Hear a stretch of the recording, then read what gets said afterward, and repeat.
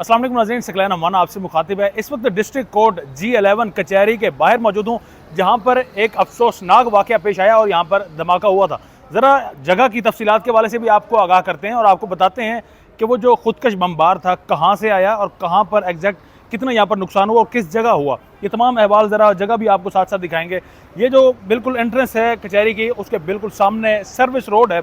इस service road पर तकरीबन एक खाकी कलर की चादर उसने पहनी हुई थी और यहाँ पर वो टहलता रहा। 10 से 15 मिनट तक वो यहाँ पर टहलता रहा और उसकी कोशिश थी कि किसी भी तरह से वो अंदर दाखिल हो सके और अंदर जाकर, क्योंकि आपको पता है कि अंदर जब कचहरी में वकला भी हैं, साइलिन भी हैं, तो वहाँ पर ज़्यादा नुकसान हो सकता था और वो कोशिश भी यही कर रहा था कि किसी तरह से अंदर जाने की कोशिश करे, लेकिन अंदर वो नहीं जा पाया।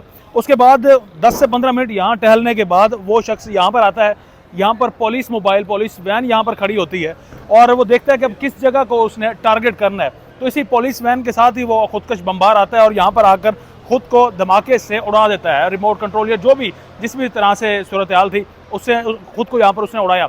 उसके नतीजे में तकरीबन 12 ऐसे अफराद हैं जो कि शहीद हुए हैं, जिनमें वकला भी शामिल हैं, जिनमें जो है सिक्योरिटी के कुछ अफराद वो भी शामिल हैं और ख़ास तौर पर ज़्यादा तादाद जो थी वो यहाँ पर बाइकिया यहाँ पर चलाने के लिए अफराद जमा होते हैं। गरीब अवाम आप कह सकते हैं, वो यहाँ पर अभी भी, अगर मैं आपको दिखाऊँ मेरे राइट साइड पर, मेरे कैमरामैन आपको दिखाएंगे, इस तरह पर यहाँ पर आकर नौजवान खड़े होते हैं और मोस्टली जो है वो बाइकिया के लिए होते हैं या कुछ यहाँ पर उनको, जिस तरह से ये गाड़ी अभी अगर आपको दिखाएं यहाँ पर ड्रॉप कर रही है एक वकील साहब को, तो इस तरह की गाड़ियाँ भी और इस तरह के बाइक्स वाले भी यहाँ पर खड़े होते हैं। तो इस तमाम सिनेरियो में सबसे ज़्यादा नुकसान जो है वो उनका हुआ। अब यहाँ से इस जगह ब्लास्ट होने के बाद उसका जो सर है वो यहाँ से फटा और डिस्ट्रिक्ट कोर्ट कम्प्लेक्स के जो अंदर यहाँ से दीवार भी अगर आपको बताएं कि 10 से 15 फीट की ये दीवार है, उसके बावजूद उसका सर अंदर से मिला है और अभी भी कुछ टुकड़े यहाँ पर मौजूद हैं। उस सफाइयाँ भी यहाँ पर हो रही हैं, लेकिन कुछ टुकड़े जो मैं आपको यहाँ पर दिखाने की कोशिश करूँगा। ये अगर सामने मैं आपको दिखाऊँ, ये दरख्त है और इस दरख्त पर क्या कहा यह जा रहा है और यह लग इस तरह से रहा है जिस तरह से उसकी शाल का एक टुकड़ा हो। जिस तरह से मैंने आपको बताया कि उसने ये चादर पहन रखी थी और आप इस वक्त देख भी सकते हैं, तो ये टुकड़ा अभी भी यहाँ पर बाकी है। काफ़ी सैंपल भी यहाँ से लिया जा चुका है, लेकिन इस टुकड़ा जो है ये अभी तक यहाँ पर मौजूद है। यानी कि जब यहाँ पर वो फटा तो उसका बॉडी जो है वो डिस्ट्रिक्ट कोर्ट के अंदर गई और बाकी जो चीथड़े उसके यहाँ पर बिखरे हुए नजर आए। अभी भी यहाँ पर अगर देखें तो कुछ इस तरह से मालूम होता है जिस तरह कुछ गीला हो फर्श या खून वगैरह के कुछ निशानात हों। ये मिट्टी भी यहाँ पर फेंकी गई है।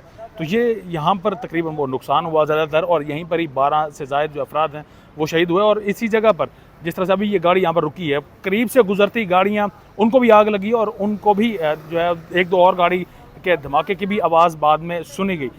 आज अगर मैं बात करूँ आज की अगर सूरत हाल की बात करूं तो वकला की तादाद हमें उस तरह से नज़र नहीं आ रही जिस तरह से नॉर्मल डेज़ में यहाँ पर वकला आते हैं, साइलिन आते हैं। उसकी वजह यह है कि 3 रोज़ क्या ऐलान कर रखा है कि यहाँ पर 3 रोज़ एक तो हड़ताल होगी वकला की जानिब से और दूसरा जुडिशरी के सामने वकला पेश नहीं होंगे। कुछ यहाँ पर वकला हमारे साथ मौजूद भी हैं, कोशिश करेंगे उनसे भी बात करेंगे, उनसे जानने की कोशिश करेंगे कि वकला जब निशाना बनते आए हैं तो उसके बावजूद वकला क्या अभी तक डटे हुए हैं। अभी भी हम चंद वकला को यहाँ पर देख रहे हैं। ये तमाम अहवाल भी इस वक्त ज़रा आपके सामने रखने जा रहे हैं।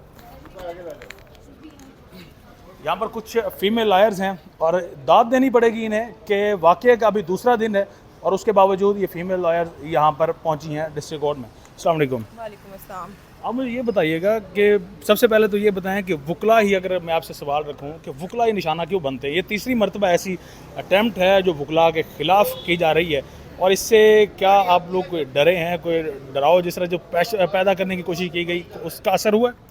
वक्ती तौर पे तो कहा जाए तो उसका असर ज़रूर हुआ है, लेकिन आफ्टर 1 डे हम लोग नॉर्मलाइज हो गए हैं। क्योंकि यहाँ पे अगर आपने देखा हो कि अगर धमाके से सबसे ज़्यादा लोग जो इफेक्ट हुए हैं वो बाइकिया वाले थे, ठीक है, जो उस वक्त यहाँ मौजूद थे। वो यहाँ मज़दूरी करने के लिए खड़े थे। इसी तरह हम भी यहाँ रेगुलर मज़दूरी करने आते हैं। हमारी कोई जॉब नहीं है, कुछ नहीं है, हम यहाँ काम के सिलसिले में आते हैं। अगर हम इस तरह छुट्टी करेंगे या हम रुक जाएंगे अपने काम से, अगर किसी को लगता है कि हम इन चीज़ों से डरेंगे, तो जाहिर है हम उन चीज़ों से डरेंगे नहीं, क्योंकि हमारे सामने इस तरह की और चीज़ें भी होती रही हैं। अगर आपने नोटिस किया हो कि इस वाक़ये से पहले कुछ दिन पहले भी यहाँ पे जो है फायरिंग हुई थी, आपस में 2 जो है वकला के ऊपर फायरिंग हुई थी और उसके बाद अब ये धमाका। तो यहाँ की सिक्योरिटी का तो इशू है। वो तो कॉमन है। और अगर आपने सुना हो तो 2007 या 8 में भी वुकला के ऊपर यहाँ पे हमला हुआ था और उसके बाद 2014 में भी हुआ है। ठीक है, वुकला अगर उससे नहीं डरे 2014 वाले से, तो अभी वाले से क्यों डरेंगे? ठीक है, तो डराया तो नहीं जा सकता। हाँ, ये ज़रूर है कि इसके लिए सिक्योरिटी मेजर्स ज़रूर लेने चाहिए। और अभी आप मुतमईन हैं, अभी जिस तरह से सिक्योरिटी के हलकारान या एफसी के हलकारान भी हम देख रहे हैं, तो क्या वो मेजर्स अब ले लिए गए हैं? ठीक है, अभी सिक्योरिटी का मामला बेहतर हुआ है? पहले से तो काफ़ी बेहतरी आपने खुद देखा होगा यहाँ पे है, लेकिन अगर आप देखेंगे यहाँ पे जब लोग ज़्यादा आएंगे, अभी तो लोग भी डरे हुए हैं तो कम लोग आ रहे हैं, लेकिन जब लोग ज़्यादा आएंगे सिक्योरिटी मेजर्स का हम तभी बता सकते हैं। अभी कुछ भी नहीं बता सकते इस हवाले से कि सिक्योरिटी मेजर उतने स्ट्रॉन्ग है या नहीं है, लेकिन अगर देखा जाए तो पहले से स्ट्रॉन्ग है। पहले से सिक्योरिटी मेजर्स इनके मुताबिक जो है वो काफ़ी स्ट्रॉन्ग है।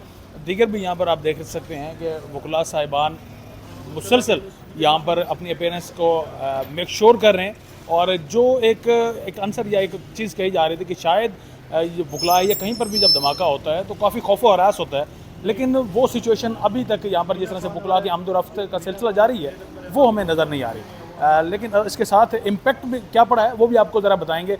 यहीं पर इस्लामाबाद में रावलपिंडी में पाकिस्तान और श्रीलंका के खिलाफ क्रिकेट सीरीज़ भी जारी है और उस सीरीज़ में श्रीलंकन कुछ प्लेयर्स ने अपने क्रिकेट बोर्ड को ये कहा कि वो अब वापस जाना चाहते हैं, वो पाकिस्तान में मज़ीद नहीं खेलना चाहते। लेकिन अब उसके बाद चूँकि हमारे वफाकी वज़ीर दाखिला भी हैं, चेयरमैन पीसीबी हैं मोहसिन नकवी, उनकी जानिब से भी यकीन दहानी करवाई गई और श्रीलंकन बोर्ड ने भी अब अपने खिलाड़ियों को कहा कि अगर बिलफर्ज उनमें से कोई आता है तो फिर वो उसके मुतबादिल दूसरे खिलाड़ी भी भेज सकते हैं। और ये पाकिस्तान के लिए अच्छी खबर है कि वो क्रिकेटिंग मैच भी यहाँ पर दोबारा से शेड्यूल है और 2:30 का उसका वक्त है, तो वो भी अब यहाँ पर होगा।